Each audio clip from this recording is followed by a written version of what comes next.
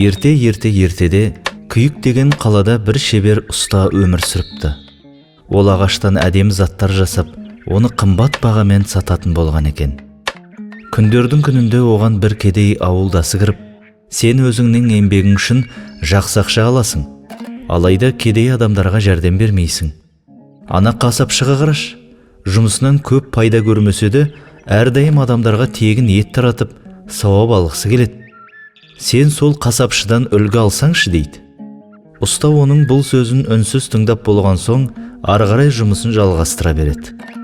Оның бұл әрекетінен көңілі қалған қария ашуланған күй шығып кетеді.